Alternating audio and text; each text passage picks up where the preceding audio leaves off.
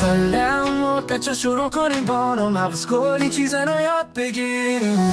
فیلم و سریال کتابای رنگی پر از موضوعات جالب و خنده و قشنگی. مغز میگه فکر کن، آرا میگه نه حس کن. اینجا پر از سینه است، هفته مهمون باش. آرام اینجاست، بابا بیا قصه‌مون ادامه باش.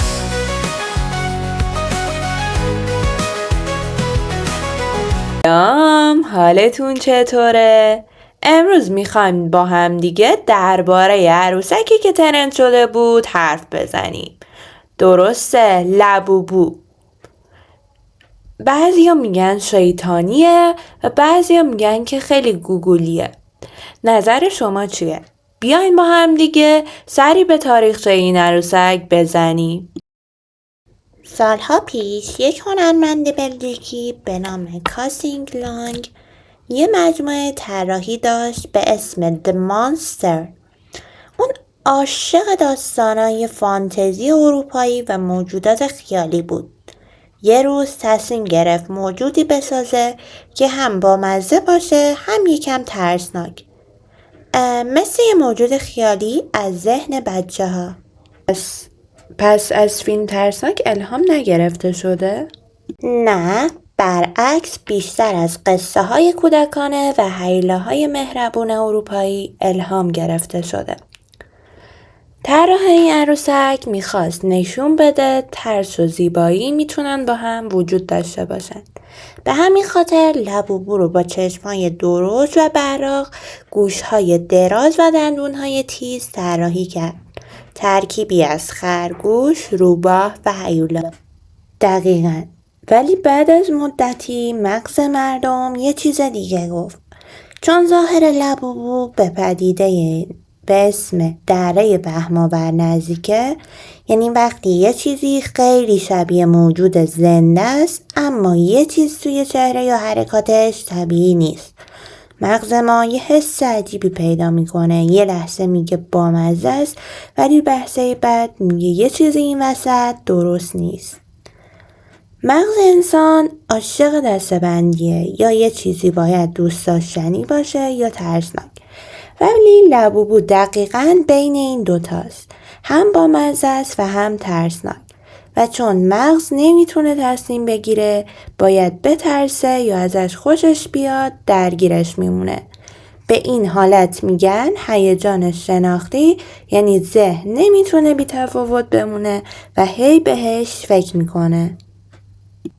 خب مغز، حالا بگو چی شد که لبوبو همه گیر شد؟ اینجا هنر بازاریابی شرکت سازنده از چند ترفند خیلی هوشمندانه استفاده کرد. اولیش بلاین باکسه. بلاین باکس یعنی هر بار یه جعبه میخری ولی نمیدونی داخلش کدوم مدل لبوبوه. مغز عاشق پاداش تصادفیه، همون حسی که موقع بازی شانسی با آدم دست میده. هر بار باز میکنی جعبه رو، دوپامین مغز بالا میره چون شاید اون عروسک نایاب رو گیر بیاری. و چون شانسیه آدم میگه فقط یه بار دیگه امتحان کنم، بعد میبینی که چندین باره که اون عروسک رو خریدی. دومیش اثر سلبریتی ها و شبکه اجتماعی. برند کار خیلی هوشمندانه ای کرد. چند تا سلبریتی و اینفلوئنسر رو آورد که با لبوبو ویدیو گرفتن. اینجا مغز وارد حالت اثبات اجتماعی میشه. میگه که اگه آدم‌های معروف دارن پس حتما چیز با ارزشیه. اون موقع دوپامین مغز از احساس تعلق به گروه فعال میشه. یعنی مغز میگه منم میخوام جز اون جمع باشم. دقیقاً. بهش میگن فومو یا همون ترس از جا موندن.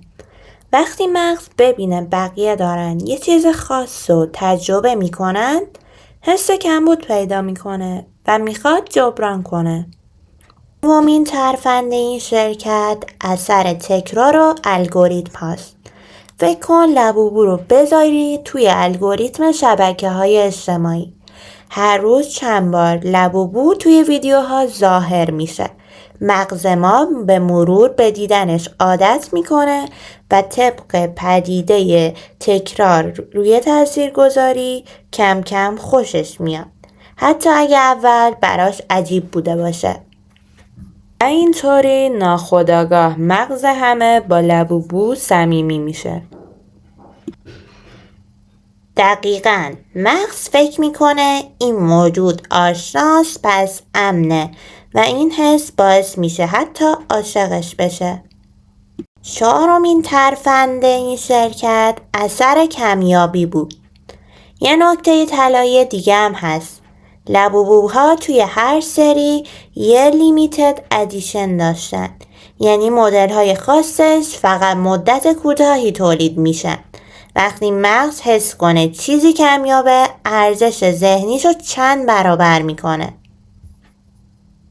مثلا وقتی میگن فقط 5 تا ازش مونده، مغز میگه باید بخرمش همین الان. پس خلاصش این میشه که لب و بو نه جادو داره و نه شیطانیه. فقط یک ترکیبی از ذهن خلاق سازنده به همراه روانشناسی تو خرید یک محصوله. شرکت سازنده و طراح این عروسک با طراحی جذاب، کمیابی، شانس، تایید اجتماعی و تکرار تصویری تونستن دوپامین مغز مردم رو قلاب کنن.